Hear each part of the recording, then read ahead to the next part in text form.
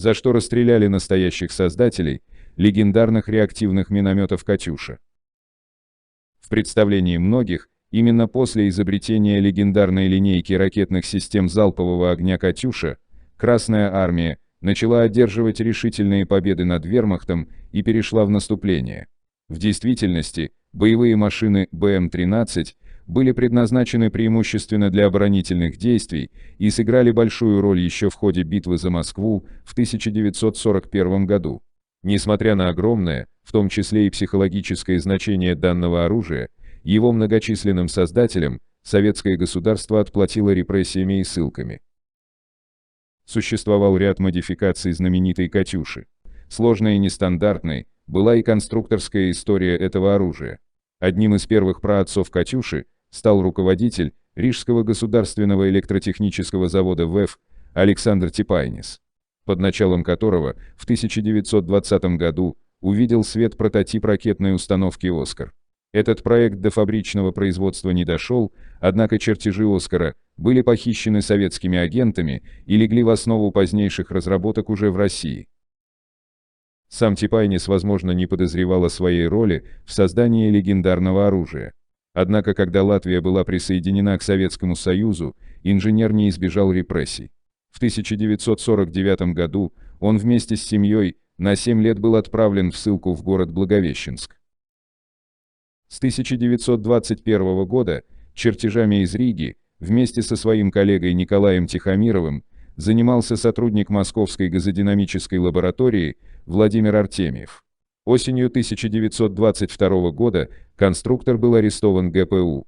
Его обвинили в развале по халатности снабжения Красной Армии артогнеимуществом, а также признали соучастником шпионажа. 3 года инженер провел в Соловецком лагере особого назначения, после чего вернулся к своей деятельности в лаборатории. За время Великой Отечественной войны стал лауреатом 2 сталинских премий.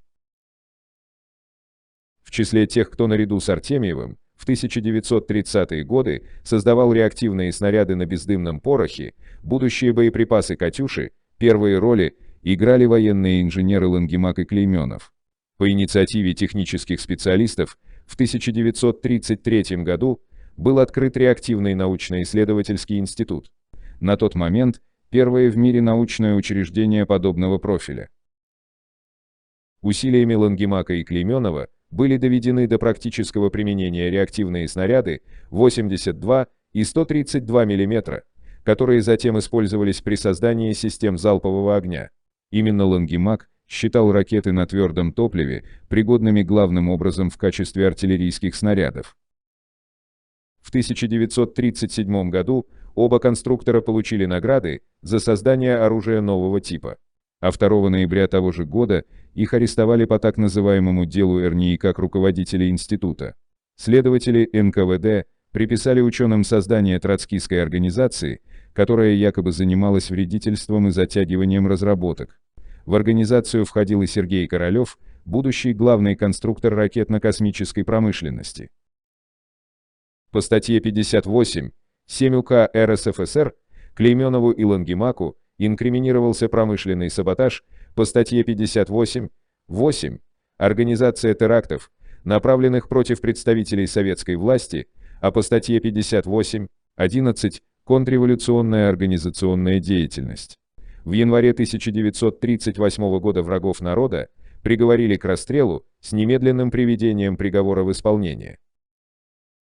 Дело РНИ ученые связывают с тем, что куратором института являлся маршал Тухачевский, расстрелянный в 1937 году как троцкист и организатор военного заговора с целью свержения власти.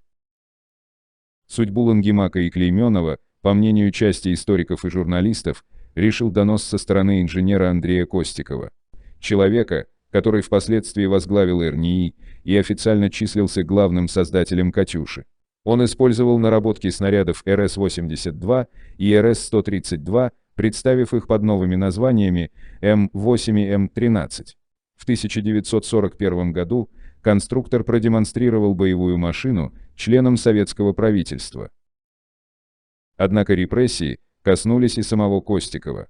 В 1944 году он был арестован за обман правительства, допущенные им при разработке истребителя с жидкостным ракетным двигателем. Чекисты обвинили его во вредительстве и шпионаже. До февраля 1945 года главный инженер находился в тюрьме, однако был оправдан после данных им разъяснений ситуации. Дело Лангемака и Клейменова было пересмотрено в 1955 году военной коллегией Верховного суда СССР. В связи с отсутствием состава преступления конструкторы были реабилитированы. В 1991 году президент СССР Михаил Горбачев издал указ, которым Иван Клейменов, Георгий Лангемак и ряд других разработчиков «Катюши» были удостоены звания Героев социалистического труда.